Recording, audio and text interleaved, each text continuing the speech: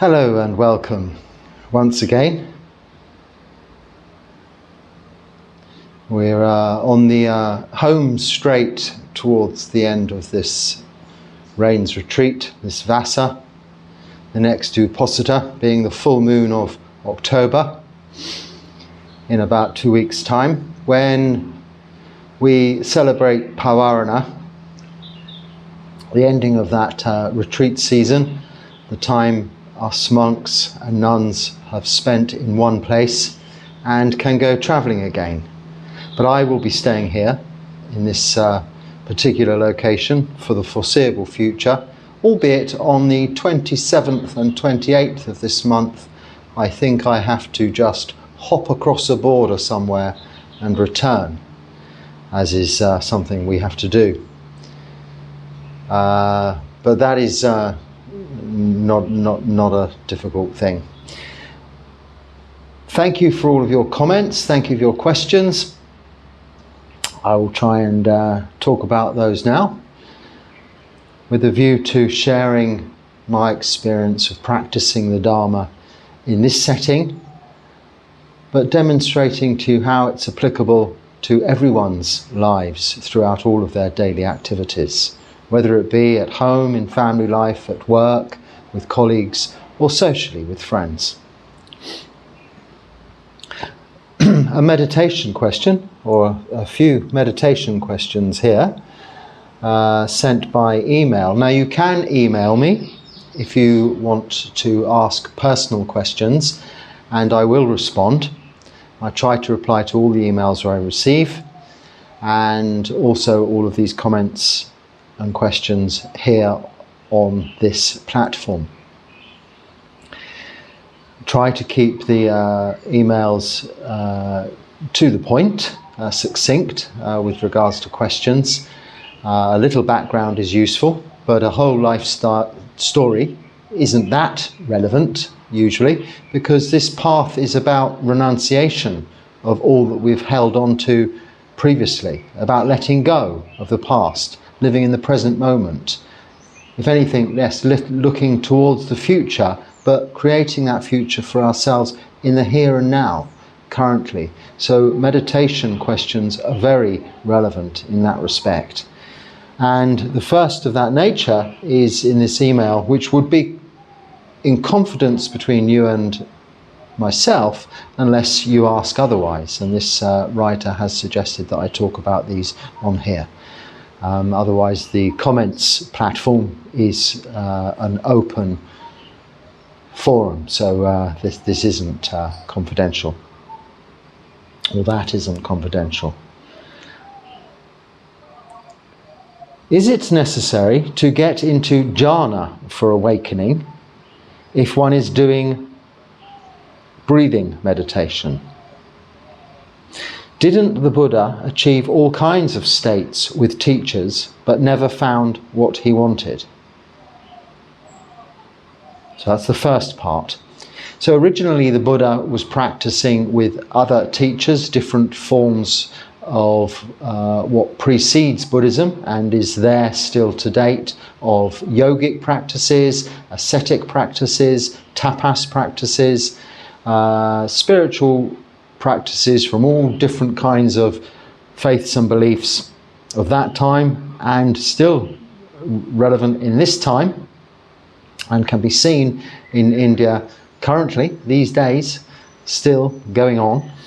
And those do involve various forms of meditation where you can achieve all kinds of deeply absorbed states, transcendent states even. But what the Buddha discovered, having parted the company of his 5 ascetic friends, and having learnt the basic principles of meditation from his teachers, was that the ascetic practices didn't work. He found the middle path, and we've spoken many times about this, that he teaches first, the Dhammacakka Sutta, this discovery of the middle way. So I won't go into that again now. But yes, he did, and this is why he went out separately to find out where he could really, you use the word become awakened, which is quite correct. The Buddha means awakened one. Awake is the meaning of the word Buddha. So we refer to the Buddha, this enlightened being, as the Buddha because he's the awakened one. He was awakened to seeing the true characteristics of existence: anicca, impermanence; dukkha, suffering; and anatta, not self, or everything being apart from what we consider to be our own self or persona, personality. We are just a result of the causes and conditions externally, either put in place by ourselves or that they are there to affect our way of living and the way we are or appear to be in the present moment, here and now. So, his discovery of freedom from suffering came about through remembering a process of meditation he would not particularly engage upon, but find himself naturally doing as a child, when he reflected upon a time sitting under the apple blossom tree, watching his father in some event or competition, one of that nature, and just becoming calm, relaxed, a tranquil mind, clear and free from all really desires to be wanting anything other than that peace and tranquility, peace and state of mind we refer to as samatha. This was not a samadhi. Samadhi is where we become very deeply absorbed in that state of peace and tranquility, and leads to jhana, where we become secluded from the hindrances that are there to prevent us getting to those absorbed states of samadhi meditation. The hindrances of sensual desire, of aversion, of laziness, of restlessness and worry, and of doubt. When we're secluded from those, we can become very absorbed in these jhanic states and see clearly the arising and passing away of all phenomena, whether it be physical feelings or mental emotions. And then the varying levels of jhana take you further into a deeply absorbed state, whereby you're even secluded from physical feelings and mental states. In order to become aware and see clearly, become enlightened, become awakened, as you refer to it here, one needs to, yes, obtain jhana. Jhana is referred to as the deeply absorbed states of meditation. Without this practice, which goes in conjunction with the practice of keeping sila, moral virtue, I'm going to go and see how this dog is doing, if you'll excuse me.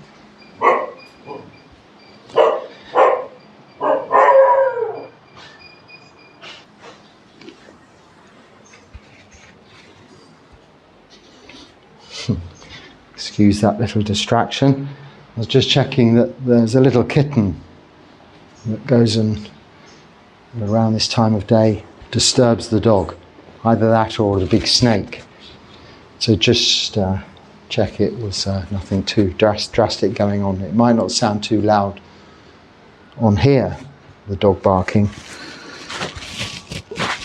but it's very loud in here. It echoes around the room. So deep states of jhana, really is a part of the practice.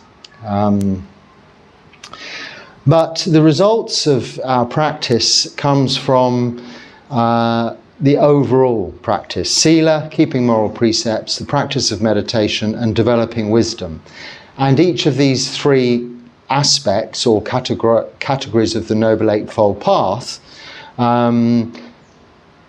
are necessary, but you may have been developing already within this life or in previous lives moral virtue, for instance, very, very well. And perhaps not developing wisdom or meditation. Or you may have been developing wisdom, intellectual knowledge, intellectual wisdom, as opposed to a clear seeing of the characteristics of existence through the practice. within this life or in previous lives, and therefore have a very good mental capacity for learning and picking things up more easily. So we all have different aptitudes to different things, and might find that meditation, obtaining jhana, is more difficult in this part of your life, in this time of your life, or in this lifetime, and it may take longer. So we are of all different kinds, and therefore you can't just say it is necessary that everyone has to develop certain levels of jhana to become awakened, because they may have already been able to develop jhana but not been keeping all of the precepts, or perhaps not developing wisdom from as a result of it. It all really just has to, those three have to go together. So it's all three. They're the ingredients to the cake. Without one, it's like leaving the eggs out, or the flour out, or the whatever the other ingredient is out of the making of the cake.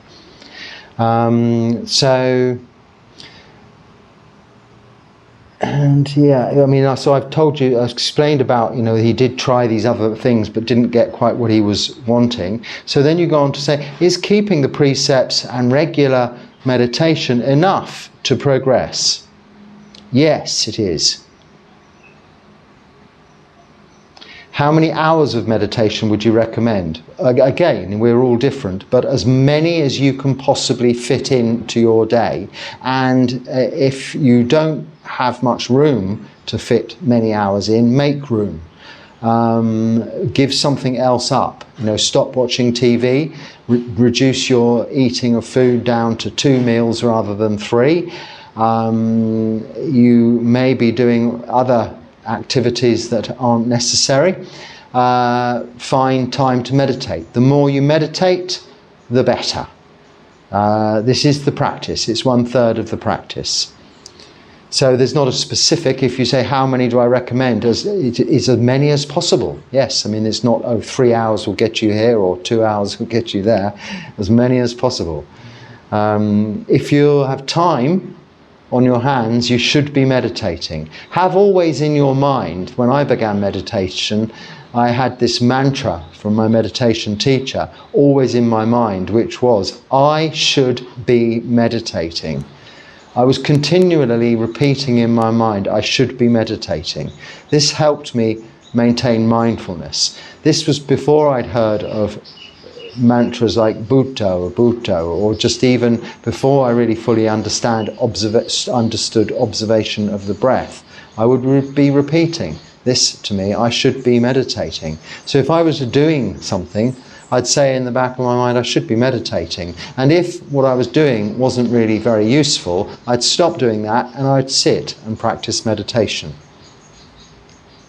This is how much meditation you should be doing, as many hours as possible. I don't have much opportunity to go beyond fears or push the limits. Well, that's okay, because there's nothing to be frightened of, so there's no need to go beyond any fears, and there are no limits. The only limit is to become free from suffering in this lifetime, and therefore not subject to rebirth at the end of this life, free from samsara, fully liberated, having attained to nibbana. That is in itself the limit. So we cannot push any further than the end goal. But we have a long way to go to attaining that end goal. Okay, so I think that's covered there. Can I talk about forgiveness? Yes, I have already. Thank you for that comment. I have already talked about forgiveness in the last talk. I wonder why the Buddha made up the toilet rule. Oh, that's because I said something about if visitors come here, I don't have guest facilities, and that we don't usually as monks share toilets with the lay people. So, I mean, there's not a specific rule saying lay people can't use a monk's toilet in the Vinaya that I know of, but there are many rules with regards to going to the toilet and the use of toilets and washroom facilities in the Vinaya, because it was very much a part of community life and monastic living, in order that everyone gets on in a community harmoniously. There are suttas relating to whole sanghas breaking up or living in continuous turmoil over simply someone, not quite literally, but leaving the toilet seat up, but is something you'd commonly hear of today, because in Asia commonly we don't have toilet seats. I just have a hole in the floor here. It's literally one of these toilets in the floor. So there's no toilet seat, but the common argument in the suttas was with regards to the pail of water, the container of water and the pail of water being kept full or left empty, as it's a main requirement of using the lavatory in such conditions. So there are many aspects of the Vinaya, including how monks or nuns in their respective parts of the Vinaya and their own rules go to the toilet. Now, of course, lay people aren't expected to observe these rules. So if they were using our washroom facilities, then we would be then going in and reorganizing, tidying up after them. And it could be the case, and I'm not saying it would be, but it could be the case that you could end up, if there was just the one facility in an area, quite a large area, as this is the case here, that many people might just be coming and going to make use of the facilities you have on offer, and you would become quite occupied as a toilet attendant, cleaning up after people who might not observe Vinaya etiquette, toilet etiquette. So it's a whole general way of life. But I mean, heavens forbid, I've never been approached or asked, and I wouldn't expect in a Buddhist country any lay person ever to ask, however desperate they were to go, to use your toilet. It's just not the done thing. It's part of lay people's understanding of keeping barriers between monks and lay people, nuns and lay people, keeping their dwellings, their places of their place of abiding and place of practice solely for their use. There are then separate and communal areas in most monasteries where there are more than one or a few monks or a number of monks and many lay people visiting, for them to have their own communal areas, like the dining sala, meditation halls. Even the temple is considered a communal area. But the living quarters of the monks is usually cordoned off and says monks only, which includes their washrooms and toilet facilities. So I talked a bit too much about toilets, but I mean, that's just the Buddha did have to consider all of these practical issues about living in these unusual situations, which are, well, unusual situations in this modern day and age, less unusual back then, but unusual even back then from the fact that monks and nuns have to observe particular rules that the lay people don't. So there needs to be that clearly defined line between the two, keeping everything separate. How did you lose your left middle finger? So thankfully on the comments people have already answered that, but I was chopping, it says I was chopping wood in the forest, which is basically it. I was actually cutting hazel sticks. I was cutting the bits that stick out off the sides of hazel sticks, and it was raining, it was wet, and slipped and cut my finger that way. Do you have to hold your robe to keep it from opening? I notice you've always twisted and pull it and hold it with your hand. Just wondering if you would make it, if it would make you sort of one-handed. Yes, it does make you a bit one-handed. So we have different ways of wearing the robe. Now, I'm not wearing it like that now. but we have it, the formal way is it's rolled quite tightly, the two halves together, and then the roll is flung over our shoulder. And I mean, I've got quite sort of wide shoulders and quite bony shoulders, but even so, that roll bit does tend to fall off a little bit. And now I'm making everything fall off. Unless you hold it tight with one hand, but you can let go, and depending on how new or old your robe is, it will tend to just stay there. But when we're out in public and we are in formal situations, if we're in the temple, whether it's fully covering us or whether we have one shoulder exposed like this when we're in the temple, you do have to hold this side, the rolled up bit, in your left hand. It won't all fall to bits if you let go temporarily, but if you leave it too long, it could fall off your shoulder. So that's why I sort of do fiddle with it. It's a bit uncomfortable, it's not that practical. So ordinarily, we just wear it like this. It's flung over this shoulder that way and then hooked over this shoulder that way, very quickly, very simply, very easily, and doesn't fall off, and you have both hands free. You can do all sorts of chores like this. In my monastery back in India, we don't have the little undergarment, the angsa vest thing for walking around. We have to wear our robe in the monastery even when sweeping or cleaning or doing chores. And the little monks from a very early age learn all kinds of ways of adapting it. This lower robe, they make it into a kind of pair of shorts for when they're climbing up coconut trees or climbing on roofs for cleaning and things like that. And this upper robe, I also, if I'm sweeping, because it gets in the way, you can fling it over one shoulder so it becomes like a sort of a wrap around the top half only. So it's much more practical to use it and wear it this way. And in most places, this is how the monks wear it even formally. You can fling this piece over your shoulder, other arm, like this, for when you're doing the temple thing. Because when we're doing the temple thing, we have to have both just the right hand side exposed, but not the left. This is just a convention and a formality. So one would wear it like this. But as you see, all of a sudden now there is a tendency for it to become a bit more loose. I better just keep it like this now.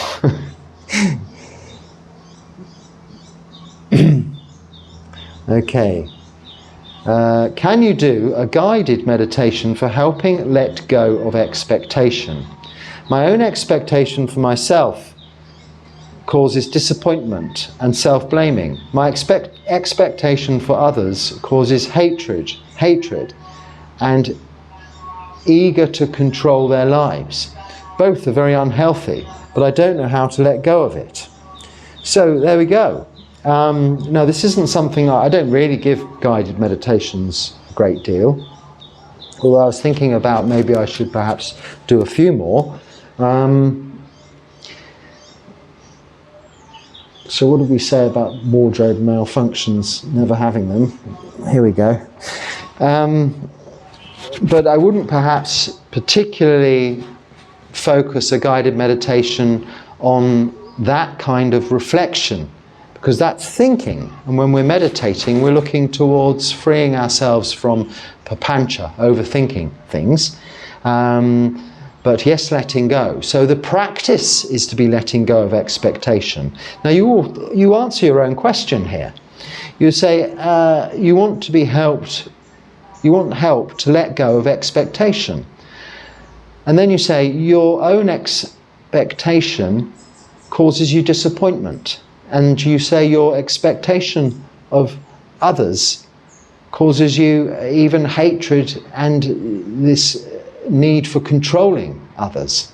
So they're both negative emotions resulting from your expectation that you've clearly seen and identified yourself.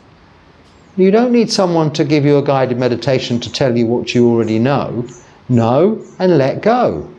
Like I said before, this practice is to know and let go. So when you know, you can let go. Now, if you pick up a red hot pot from the stove, it's very hot, you know. So what do? You let go. So if you have expectations and they're hurting you through disappointment, or expectations of others and it's hurting you because it makes you angry or gives you some form of aversion, hatred towards them, let go. As it's the hot pot, you'd let go. So if something causes you suffering, put it down. Don't hold on to it. Let it go. Now, how we come about this isn't particularly a meditation, a guided meditation. How we come about this is through the overall practice, through the keeping of precepts, through practicing meditation and developing wisdom. Developing wisdom, particularly seeing anicca, dukkha, anatta, impermanence, unsatisfactoriness, and that all things are out of our control, even our own physical bodies. We cannot have expectations of their state of health or even our state of mind. We can't expect to be happy. We can't expect to be necessarily sad or neutrally feeling. We can only see as it is in the present moment. It is just that. And know it is the way it is. If we have a tendency towards expectation, rethink the results of that expectation when things don't go according to your expectations, the disappointment. So let go of those expectations. How you let go? Like letting go of the pot, you just put it down. Say, I won't expect that, or replace the expectation with something else.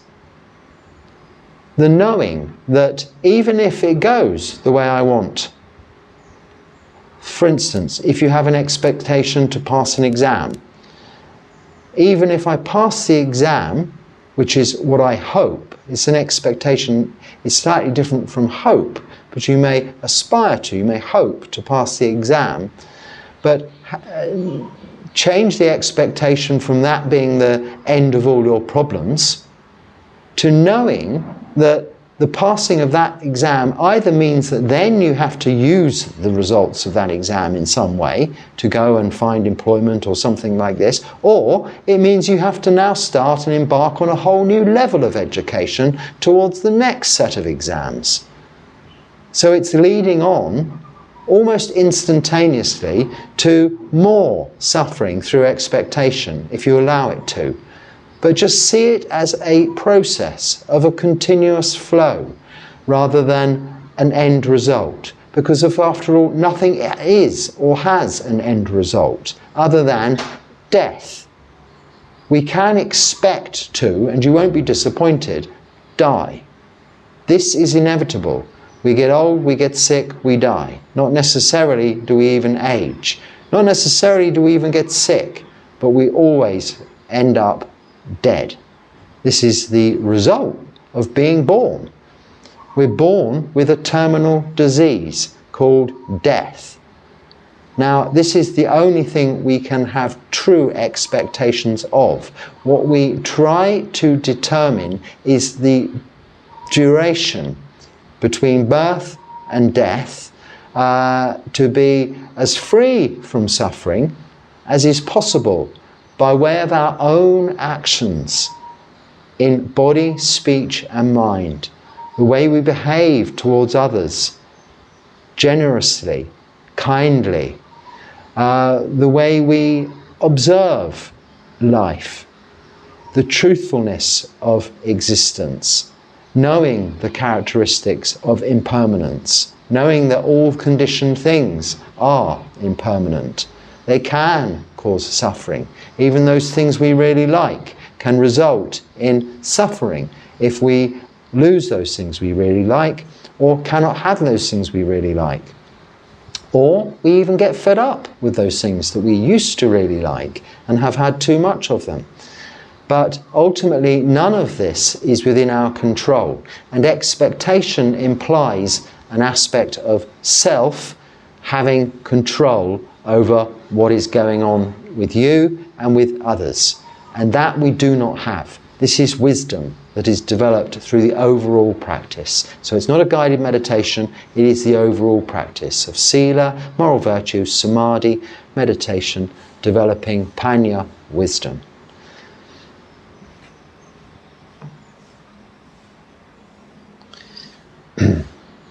How do we join with wise people and avoid unwise ones in non-Buddhist countries? I don't know if I'll be able to live a Buddhist life encircled by hedonistic people, but I have not even seen another Buddhist in person. So I think this applies just as much to Buddhist countries as non-Buddhist countries, because it doesn't mean just because there's a Buddhist in a Buddhist country where there are Buddhist monks, and it doesn't, and it also applies within even Buddhist monasteries themselves, where there may be lots of monks whom are perhaps practicing in some respects, but not everyone, not all people are, and not even ourselves, are able to fully fulfill and practice the Noble Eightfold Path in its entirety all of the time, whether it be in a Christian country, an Islamic country, or a Buddhist country. It doesn't matter. But generally speaking, mostly people aspire to some level of moral virtue. However,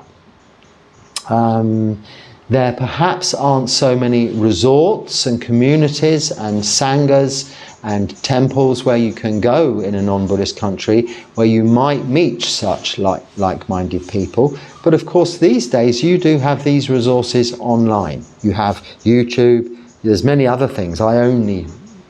This is all there is for me. I use YouTube to listen to Dharma talks myself from my own teachers, and I contribute to this platform by way of these talks as well.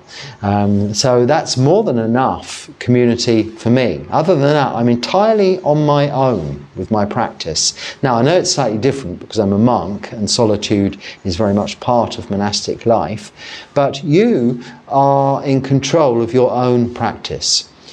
It is up to you to keep practicing in accordance with living in accordance with the Noble Eightfold Path. Maintaining right view or establishing right view, studying Buddhism, listening to Dharma talks, and establishing within your own scope of understanding right view.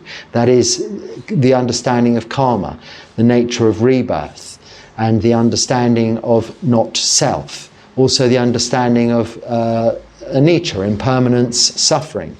In conjunction with not self, those three characteristics of existence. Having right intentions, right speech, right actions, livelihood, effort, mindfulness and meditation. This is the Noble Eightfold Path, which is for you to practice. Now it is important, and the Buddha says, yes, kalyana mita, wise friends, noble friends, like-minded people on the path. And if you can find the support of them, that is wonderful. But as you say, and where you are not coming across them at all. So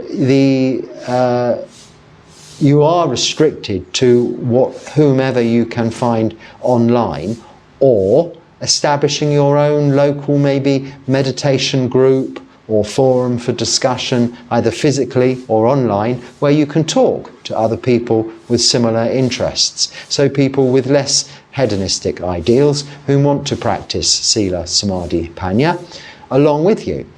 If you can't find people online, talk to other people in the comments section here. Establish your own groups independently. Get together and meet up. Anything of this nature. If any people in the same area want to meet up and can facilitate some way me coming and saying hello by way of a Zoom thing, then please invite me if it's within a reasonable part of the day or night, time zone wise, whatever, and there's a few people there, maybe we could get together that way. Any way to help that I can, I will try and facilitate. But I won't facilitate those things at this stage myself because of the unreliability of the sort of networks and things here. And also, this is enough for my contribution for the time being that I'm doing currently.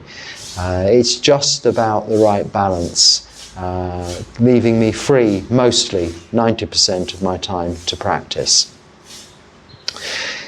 So how do you join wise people? Well, yes, I think that's it. It's really in non-Buddhist countries. I mean, in non-Buddhist countries, I don't know where you are, but there will be Buddhist communities in even some of the most unlikely places. But it doesn't necessarily mean that they will all be practicing to the same standards as yourself, or vice versa.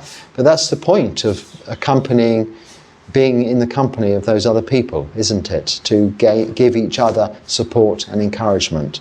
So, I mean, Google that. If there's nothing, when you look up Buddhism in your particular area, there is usually some kind of organisation or meditation group. And if there isn't, then maybe set something out yourself. It's very easily done, even without technology. One can, in the olden days, put a little postcard in a shop window. I'm not sure this would work these days, but saying group meditation, please join.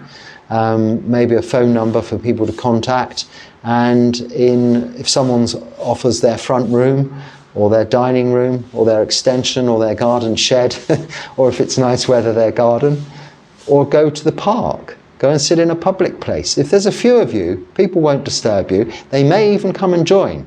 What I do when I go to a new place, and I'll be doing it again here soon, when the weather, at the moment it tends to rain around sort of the 6 o'clock in the evening time when the sun sets. But what I normally do at around sunset time is I like to go into a public place like the beach and just sit and meditate. Because although it's not the ideal situation for meditation, often people will come and join you. So it's helping to encourage other people to meditate, and then afterwards may ask you some questions. So rather than just going to the beach to watch the sunset, they may be encouraged by seeing someone else meditating to come and join you. So I've had many meditation groups that I've formed myself in very many different places just by going and sitting in a public place and meditating. People come and join. Now, it may not be appropriate for you to do that. I don't know. You don't say where you are. But if it is, go and do that. Or maybe take a friend, a couple of you. The more, the merrier. More people will come and join you. And then you have a group of people who really want to do the same thing. It doesn't have to be totally Buddhist orientated at first, or even ever. As long as you're looking towards, as you say, not be leading the hedonistic ideals that are more common or you're more used to, not going to the bars and pubs and clubs and whatever other things there are on offer in city life. Okay. Right. Where is the link to full video? Oh, so this is on a short. It says see full video and subscribe. Well, it's just above where it says see full video and subscribe. On those shorts, they're trailers. They're just, I don't make them. They're excerpts from the main video, so that when people first see that, if they're interested, you can just click, it's a little triangle play button and the name of the full video. If you look just above where it says see full video and subscribe, you tap that and it puts the full video on, and then hopefully makes people, they come to watch the whole video, and that short, which is quite out of context, becomes in context and is fully explained. So maybe there's not really a way I can make that more clear. I thought it was, even to me, quite evident, but it's probably not. I mean, there's so many things about the internet I don't know about, And the only thing I do now know about is this particular channel on YouTube, and the other, the few channels that I subscribe to, that I watch to listen to the Dharma talks from my own monasteries. So I'm no expert either. So there we go. Yeah, just click above. So let me just see if this is the last question. Yeah, so I think I will deal with it now. Deal with it doesn't sound very nice, does it? I will enjoy talking about this comment. Yesterday you mentioned having lived deep in the forest. Could you impart your wisdom as to why would we want to do this, and how not to get eaten or die otherwise, please? Well, not my wisdom, why we would do this. The Buddha said to go to the forest and live in the forest is a very good way, conducive to the practice. Now, this is because you're out of society. So when you look at cities and towns, conurbations, villages, they're hubs of community. They have marketplaces, they have shops, they have entertainment, they have social gatherings, all sorts of things going on. Whereas when you go into nature, you go into the forest, and the forest can really be understood to mean any aspect of nature. But the Buddha refers to the forest because it's a hot country he's living in even in northeast India. Most of the year it's very hot. So during the day you need shade, and the forest is a very good place to have shade.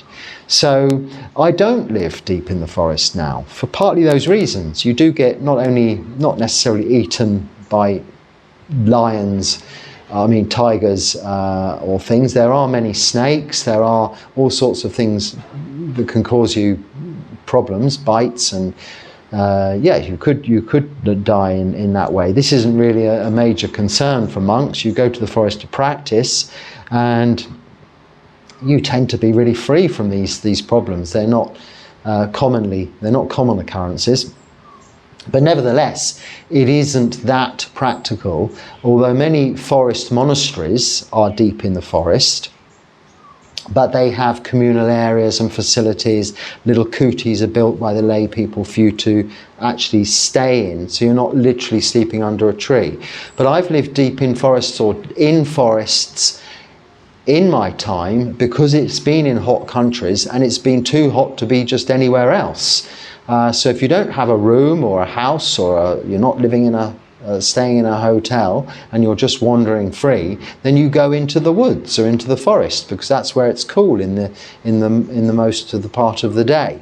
But I did tend to come out of the forest at night time and sleep on the hillsides. This is why I tend to gravitate towards coastal areas, because this is where you get a bit of the best of both worlds. So in the evening you can be out in the breezy air, free from mosquitoes on the coast, living on the cliff tops, or even on the beach side, on sandy beaches in non-public areas. But in the daytime you can just, not by going very far, retreat into the forest where you have the shade, and in the daytime there are not so many mosquitoes, if any, not so many other insects to bother you. So like here, I've got shade of all of the coconut palms and the mangrove trees and all of this for the daytime, but I have this room here, so it's not necessary. But outside in the cooler mornings or the evenings, you can be out in the open air. And the Buddha's prescribed these as places that are conducive to the practice, as against the alternative of the village life, the city life, the town life, the conurbations, where there are all those other aforementioned things going on to distract you and also entice you back into the worldly life scenario. However, the Buddha does say that you must be within walking distance of the nearest village at least, or a few people, a conurbation, a group of people living together, in order that you can go and collect food from them each day, making you dependent on them for each and every day your meal. This is why we have those rules pertaining to going on alms round, so they get the opportunity to interact with the Sangha, with monks, with nuns, each and every day. You're like a walking advertisement for Buddhism by having to go to the village each day to collect your food. you're always reminding the people of Sangha and your presence there, even though you're a mile away in the forest, deep in the forest somewhere. So this is the wisdom behind it. It's the Buddha's wisdom through practice, the practice of that practical way of living. And if you live as a monk or a nun, but if you live this sort of samana life, wanderer's life, an ascetic's life, in a country like India, you'll find that the best place to do that is not in the heart of the city, it's in the forests. When you're homeless, people homeless in the modern world, they tend to gravitate around the cities because they're collecting money. They'll see people and they've got a cup, or they may be busking, or they're just begging, they're trying to get money. Well, monks don't use money, so that's of no use to us. But we still need shelter. But we can go away from the crowds and the cities and find that shelter in caves, under a tree, empty buildings, anything that's just available to us. So the wisdom is in the practicality of that way of living, nothing much more than that. But if there are tigers or elephants pounding around, then you'd have to be wary of that and not be. But usually, if you're less than a mile away from the village, then you're not so deep into the forest where those things are going to be a problem. Not these days, because villages and surrounding towns and road networks are such that these days you're only going to see tigers and elephants in very deeply forested areas, which would be too far away from us being, because we're reliant on getting food each day from lay people. So on that note, as we have now the water, something flowing going on, if there's something there that's useful, I hope you can use it. Otherwise you can just let it pass, let it go. But if it's been useful or even enjoyable to some extent, please share it, and I'll look forward to talking to you again soon. Until then, be happy and stay well. Sukhi Hotu.